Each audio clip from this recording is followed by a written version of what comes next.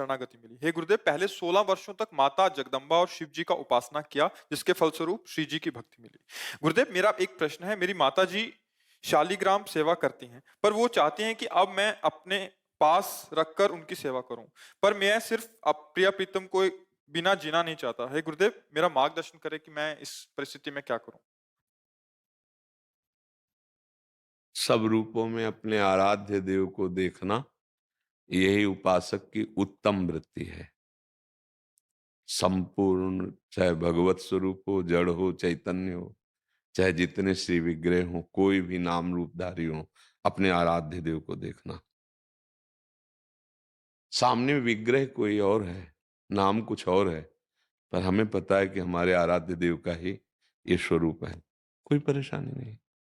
मान लो माँ वृद्ध हो गई और उसकी आज्ञा है, हमारे प्रिया प्रीतम है, हम उसकी आज्ञा के अनुसार उसकी सेवा कर देते हैं।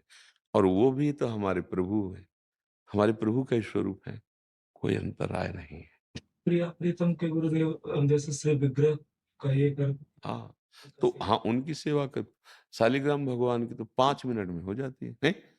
स्नान कराया और अगर चंदन जो प्रिया प्रीतम की पत्रावली की, वो ऐसे रख दिया, एक तुलसी दल रख दो।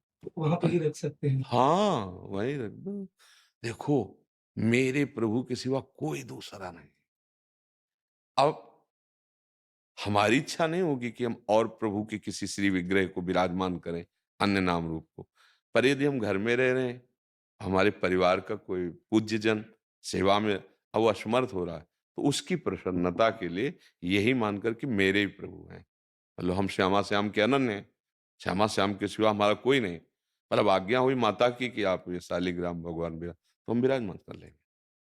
उसकी प्रसन्नता के लिए, क्योंकि हमारे माता-पिता की सेवा करनी है, तो अब मानसिक सुख पहुँचेगा ना माँ को, बस ये भाव, हमारा सुख देने का चाव।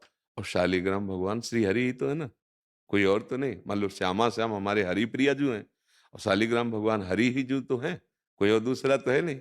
श्री हरि ही शालिग्राम बने हुए हैं। तो ऐसे कोई उसमें दोष वृत्ति नहीं है।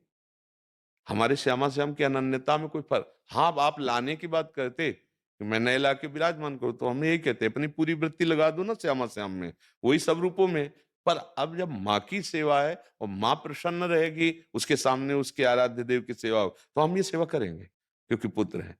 समझ रहे हैं ना? महाराज जी, अगर माँ के जाने के बाद अगर कोई उसका सुयोग्य सेवा अधिकारी मिलता है, तो क्या उसको प्रदान अवश्य, कर सकते हैं? अवश्य, हाँ, अवश्य दे दीजिए, अवश्य दे दीजिए। वो बात अलग है, पर माँ की प्रसन्नता के लिए उसके सामने उसकी सेवा करनी है। अरविंद गौर जी, यूरोप, नॉर्थ।